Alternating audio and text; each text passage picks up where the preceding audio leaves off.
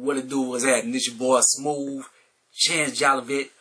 Man, another episode of BMF, man. Hey, 50, I salute you. I salute you, brother. Because, hey, since this show has came along, man, power is gone, man. It's good to have some gangster shit to be able to watch on Sundays, man.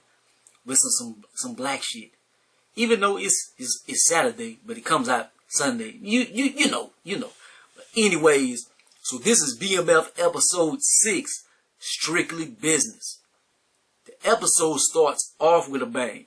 Literally. Like, it starts off Lamar trying to kill Meech. Like, you know he done lost his family and stuff. And the nigga already was crazy. He just got out the nut house and stuff. He got his crew back together or whatever. But now he back in this crazy bag. And so, Meech is at the store, the little kids asking him to buy him 40s and stuff. He like, man, look, I'm buying y'all some Fantas or something.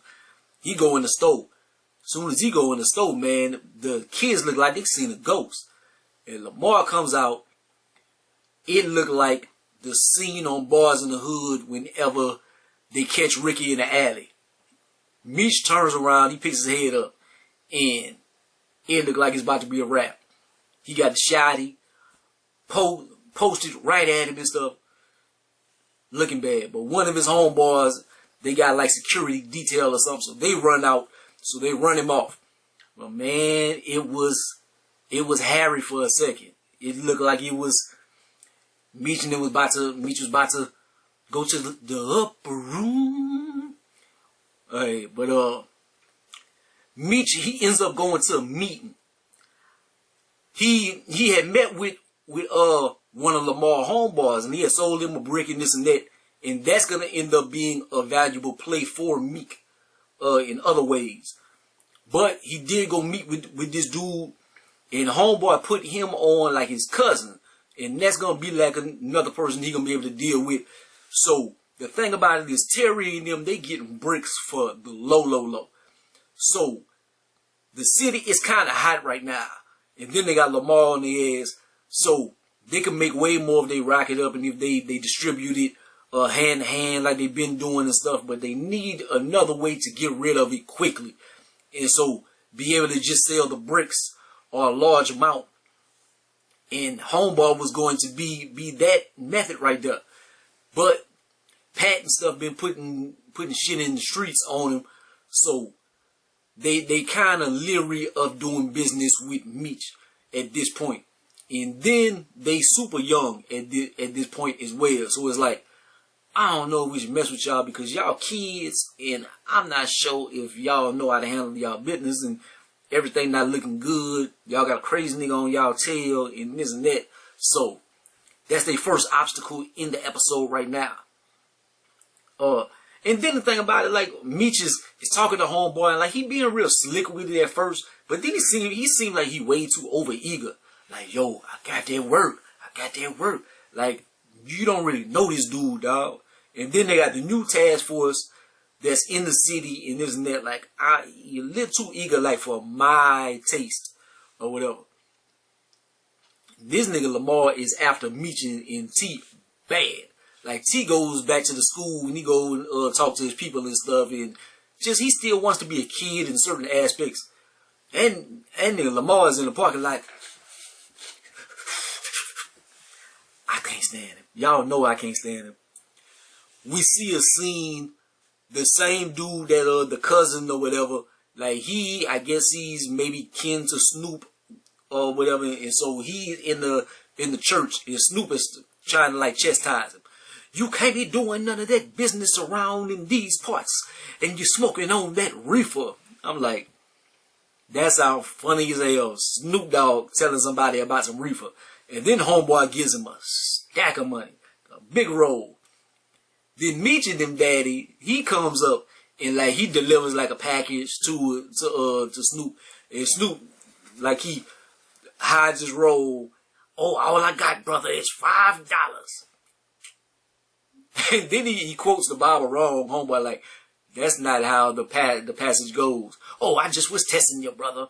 So Snoop, basically, he a crooked ass pastor, man. Meech Meech and T, at the end of the last episode, man, his mama figured out what they was doing. Like, she overheard, like, everything. She knows everything. So she's in a state of distress right now, man. Like, she is tripping. She don't want to talk to nobody. She locked in a room. And they got to go get Pops. They go get Pops, man. Like, yo, you got to check on Mom and stuff. And they got to admit something. Like, what y'all did? What y'all been doing? Like, man, I've been selling dope with Meech. And how long you been, man, he been selling. They've been throwing Meech under the bus the whole time like he is the devil. See, he been selling dope as long as Meech. He just was more underhanded about it, I guess. And they do have to tell they Pops and them because it's a reason. Like, they wouldn't want to normally tell them, but they're in danger. That nigga Lamar wants to kill everybody in the Flannery family right now. But they do have a plus because Lamar has his own issues as well. Like, his whole family turns on, not whole family, his whole crew turns on him. Like, he goes, like, I need y'all to do this play for me and this and that. Homeboy, like, man, we ain't doing nothing. He like, what you talking about, nigga? And then everybody pull their guns on Lamar. So, the only one got his back is Lionel Richie. I call him, he Lionel Richie from now on. Because the cop runs up on, and the cop saves Lamar. And so he wants to talk to him and talk about, man, you crazy nigga, you got bodies coming up and this and that, and you better tell Lionel Richie to go ahead. So, homeboy is Lionel Richie from now on, the light-skinned cat. But the reason why they turned on him as well is because, like, they don't really need Lamar. Because Meech had backdoored and sold him some dope, like, for cheap prices. So it's like, they got a new plug. Like, they tuned in. They got their ish. They don't need Lamar. And they don't want to mess with Lamar anyway, because, like, he's old school. And the nigga crazy. Lamar and Lionel Richie, these niggas is plotting. They like, yo, what you could do is turn this nigga water off, man. Like, once somebody water off, they can't operate, man. They can't flush a toilet. They can't. And they're not necessarily talking about water, but just talking about, like, in life, like, somebody, whatever they value, if you take it away from them, and if you can really cripple them. So they trying to, like, really plot to take them down. Like, they doing bad. Like, Lamar really wants to just ride up on him and kill him and stuff. But, like, homeboy's trying to be a little slicker because the city is so hot right now, man. And he wants to still stay in businesses, whatever. Lamar don't care about nothing. Like, he is just crazy. T go drop old boss bricks in the Kato hoe ass is right there. So she hears all the information. And whatchamacallem had told, Meech had told T to give him a brick. But he doesn't do that. He sells him a brick. And it's kind of smart. It's kind of smart that he didn't give him that brick. But homeboy, eventually he gonna end up resenting them for that. Like, he think he Meech and T. You not Meech and T. You the cousin or whatever. Like, you underneath them. In the pendulum or the totem pole or whatever, you are underneath. But he wants to be up there. And he thinks he is. And then now he rolling with Kato, and she put stuff in his mind and stuff. Like, that's a bad situation. I see them, they're gonna end up dying or something. That's what I see. And then Kato hears the whole conversation, man. You know she the queen of the double cross. She is not to be trusted, man. She is a snake. Lamar goes to Monique, Cash Doll. This brother loses his mind. She's like, I'm not messing with you no more. And he tries to grab her through the gates in the door or whatever. Lucky that she did have that gated door over her front door. And this nigga tried to grab her. His daughter is looking through the window. Man, that's an old looking ass little girl, man. Cause they got her like naive and like she 8 years old. Man, that girl look like she's 25. Not technically or whatever. I don't want y'all to think, brother. I'm making jokes. But people are so sensitive nowadays. End up, the bigger that Meech and Terry get, and being that thing's hot, they gotta start playing kind of like a Pat type role, like with their crew and stuff. Is like we're gonna have to supply them and kind of let them be like little Meeches and Terrys, like how we was with Pat.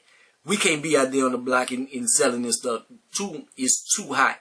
So we're gonna have to give them the product and let them do it and make some money and just give us our little cut or whatever. So their business thing is starting to their business model is starting to change out of necessity. Terry go to school and you just see that he's been through way more than the average high school student and stuff. Like they asking him simple questions of your job history and what obstacles have you been through. And like he can't tell them. Like my job history is like I run a I ain't gonna say $1 million. I run a $100,000 drug organization, and I've had to bury bodies and this and that. Like you can't tell that to a college person and get admitted into college because you have this kind of life experience. Like that is shunned on and stuff, man. Like he runs away. The teacher's like, you're messing your life up.